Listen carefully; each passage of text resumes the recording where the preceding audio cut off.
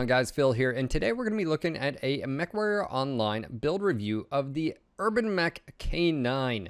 This is actually sponsored by my patron, and I'd like to give a quick shout out to Chion. Thank you for picking this one for me to do. It's a classic, of course. I mean, who doesn't like a good trash can? Is that too much? Too soon? All right. Anyways, some dad jokes. I'm practicing, all right? Just in the future, you know, all that fun stuff. All right. Anyways, we've got a 30-ton inner sphere battle mech. And of course, the Urbanmech is one of those iconic images we all know, love, and of course, care for to some degree, whether you're shooting them, whether you love them, or whether they're everything. But specifically, the K-9 here is a unique variant that came out a while ago, and it has a unique ability to play the sirens up here. You can actually see. I thought it was only appropriate to do some like, you know, police car, depending on where you are in the world, or yeah, anyways. So I just went with sort of white stripe, black, and gray. Insidious, if you will. But this battle mech actually is quite unique when it comes to its abilities. And one of the unique abilities that this mech has over all mechs in Mechwarrior Online is its ability for 360 torso twist. You heard it right. You can actually spin around. That actually makes it quite versatile on how it engages, I think is the appropriate word. Whereas most mechs would have to, of course, turn your back or so forth and so on, or even backpedal, if you will, so you're walking backwards, you don't go quite as fast. This, you can actually turn your entire torso, engage the target, while still presenting the frontal armor, which of course is the most durable and thickest in the case of this, and we'll go ahead and check that out in the mech lab. But of course, one other thing to sort of mention here is the hardpoints themselves. If you notice, here's the cockpit, this is where you are, and the hard points, and they're quite high. I mean, yes, waist height, but you're going to hit whatever you're shooting at. Of course, the arm mounts as well, and we'll get into the hard points. But overall, these mechs are a lot sturdier than probably maybe they should be with quirks, and compared to other 30-tonners, they generally outperform. Looking at you, Spider. Sorry. Anyways, let's go ahead and hop into the mech lab. I'll showcase what this mech has equipped, what it's capable of, and then we'll demonstrate it doing a few matches. And of course, if you'd like one of these, you can pick one up with MC in game. All right. That being said, let's go ahead and hop into the mech lab. All right, one of the downfalls of the stock Urbanmech setups out there is the engine size. Now, with, of course, the changes to MWO's Mech Lab, being able to upgrade the engine, we have an XL 180, and you're going to want to do this, trust me, 101.6 kph. We've got standard armor, double heat sinks, and of course, Indo Steel. Now, before you ask, you are one crit space away from being able to mount light ferrofibrous. That would have actually brought the tonnage down. Only 0.3 tons, but we are at 79 out of 78. So before you ask, no, you cannot do that. All right, so we've got an additional heat sink value of 6 here. Now, because this is a 180, you actually need quite a few heat sinks, and that's 3 to get it up to the base of 10. Each mech has to have a bare minimum of 10 heat sinks because this engine, being lower than a 250, only has 7. And if you never know where that is, all you gotta do is mouse over the engine, and you can see at the very bottom, heat sink 7. So that means you have to have 3 additional just to be able to take this out of the mech bay.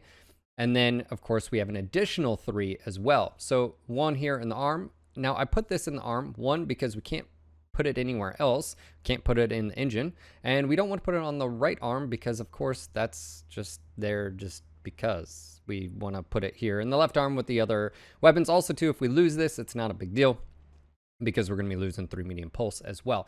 We got 2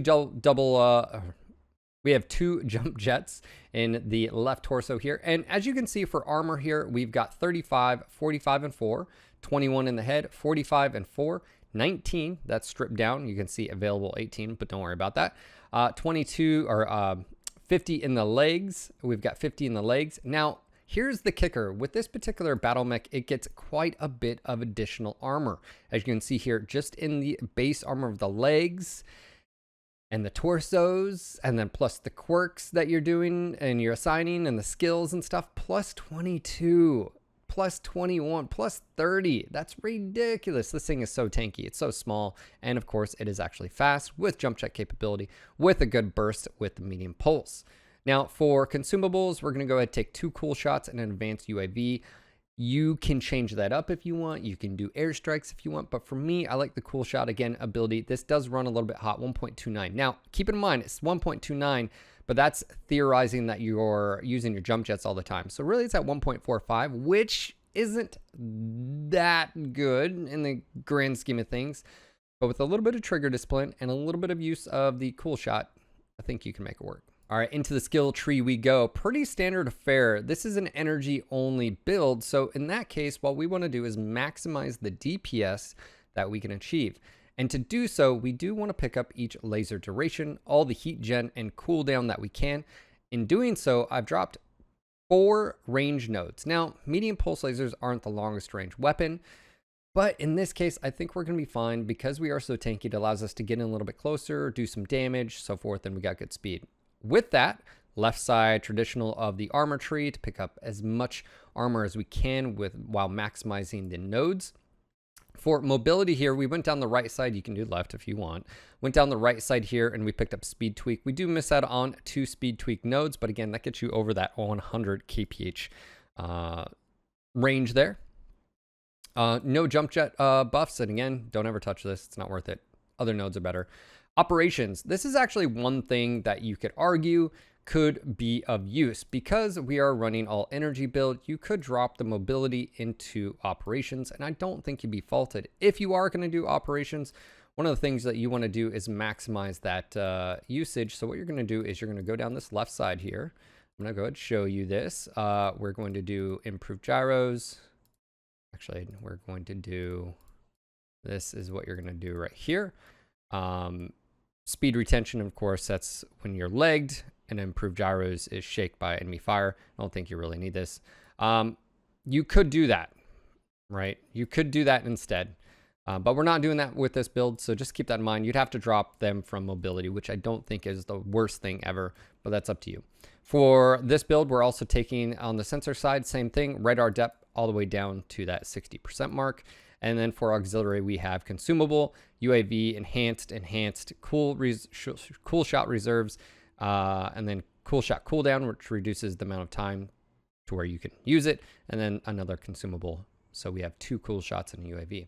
This mech does have a ballistic hardpoint, and if you're looking at this, it has a 15% ballistic cooldown, which is quite nice, and range and velocity. But one thing to note about urban mechs in general is that if you tend to use a ballistic weapon, you don't really have a whole lot of room for anything else.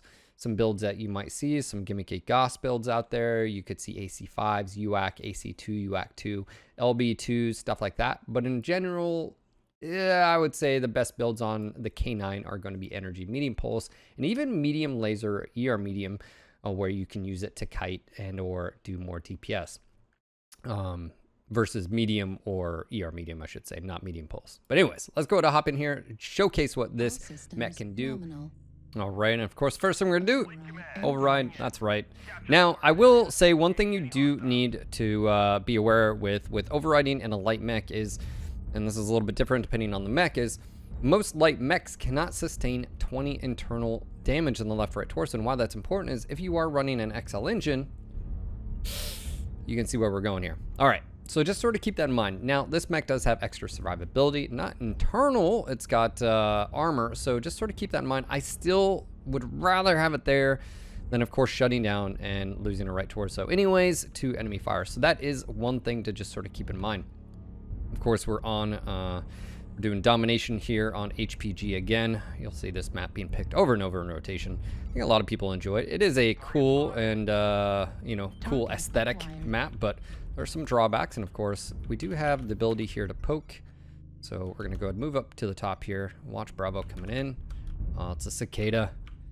Man after my own heart. What do we have there? Ice ferret. Interesting. You're funny. All right, just sort of keep our eyes open here. All right, he's diving. I can't lock him. That's weird. That is super weird. Did you guys just see that? I still can't lock. Oh, there we go. All right, he's diving on our bro. We've got a supernova up here. UAV activated. Now, I can hold my own to some extent, but not against 3 mechs. So we're gonna go ahead and fall back here. All right, let's try to work on this flea. Got a good back hit there. I'm gonna go drop down underneath, chase him. He might be able to get a good hit here. Was a little bit more of a hit. His rear torso is crit. Again, you can be a little bit more, I would say ballsy, a little bit more aggressive in this just because you do have the armor. But just keep in mind, you still can die and die quite quickly. And me and that cicada, I've got more weapons than he does. He's also got an open CT. That wasn't a good move on his part. Got a lot of firepower going on over here. As you can see, as I press really hard, this build does run hot. So give it some time to cool off.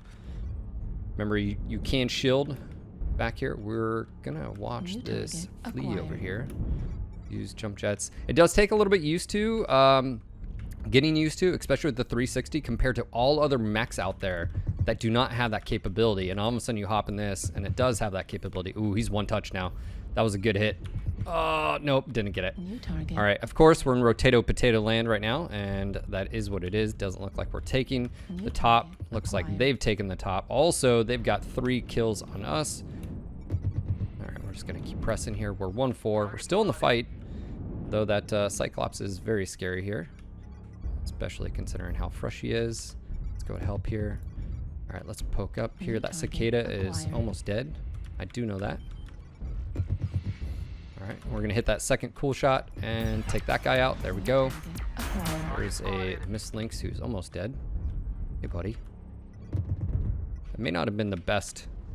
I don't know if I can go underneath there. I might be able to. All right, we're gonna go and follow him. Target spotted. I could even this up 4-6 here if I can get a shot. He doesn't know I've got a lock on him. There he goes.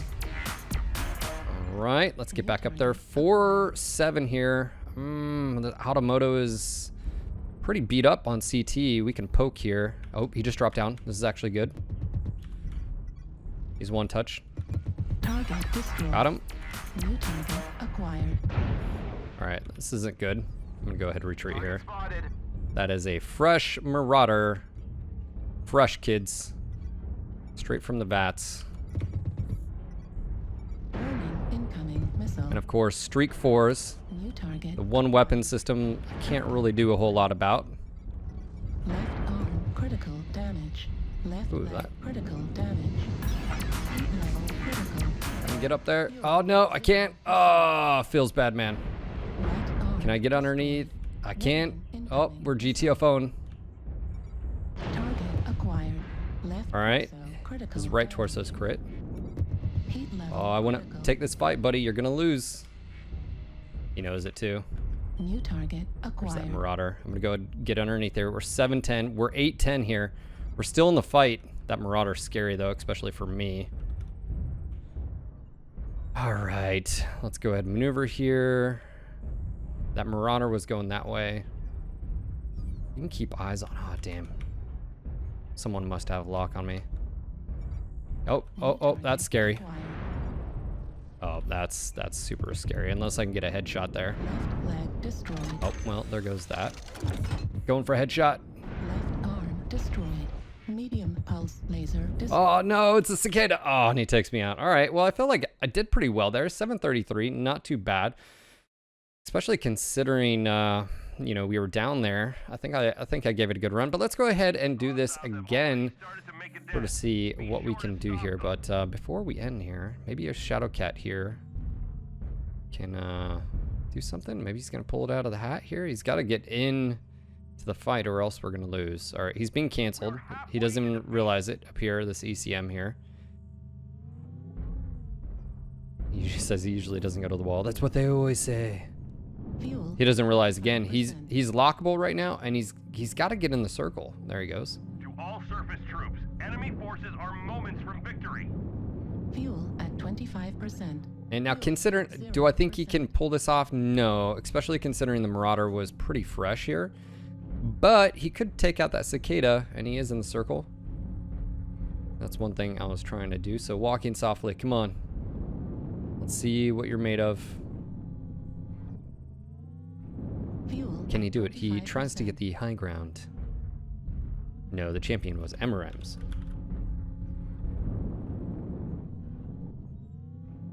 All right. All right. right. What's he gonna do? They could literally just sit in the bottom. I mean, they could technically tie, but I don't think they're gonna do that. More often than not, you see a lot of these Shadowcat builds up on the wall, and they just sort of snipe. Look to your right, dude. Look to your right. Look. It's right there. It wasn't paying attention. It wasn't even paying attention. He had 2 lock-ons there. Pay attention to the audio cues. He was right there, Delta 5. He has no idea. Oh, there he goes. Good hit. There you go. Lock on your target. Dude, he could take this. He could take this guy out. This guy's got his back to him. He's not paying attention. Oh, wow. He's also running ERPPCs in the arms instead of doing the right side build. Nope, you don't have that shot. If that champion moves, you could kill him. The champion knows his back. There he is. Oh my gosh. It didn't hit. It didn't connect. I don't know what just happened. It's like it disappeared. Oh, no. He just gave away his position. Oh, and he dropped down right in front of that dude. Rip.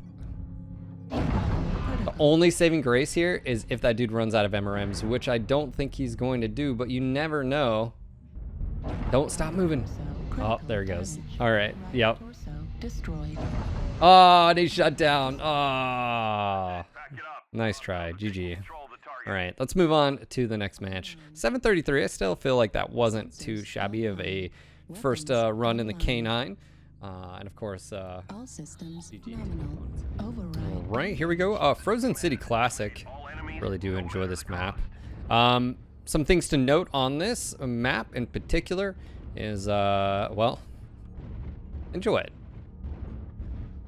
All right, here we are on Frozen City Classic. Actually, really enjoy this map. First thing we're gonna do, of course, override, engage.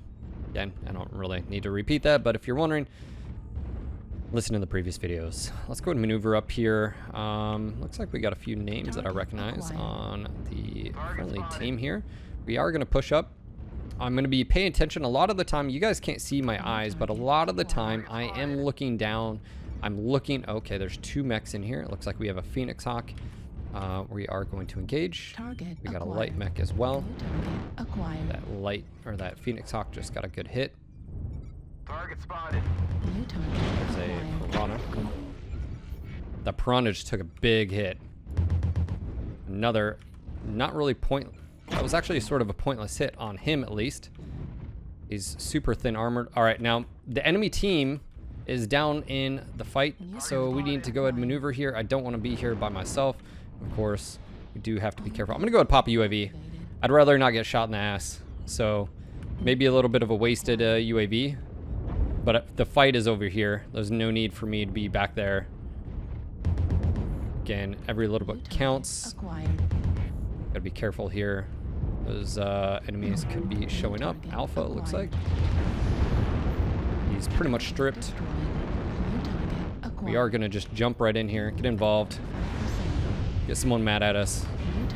All right, that Locust up. Speaking of target, that's an SRM6 build. That's an oldie. That's a real old. That's an old paint scheme too. I recognize that name, so let's go ahead and go after that target.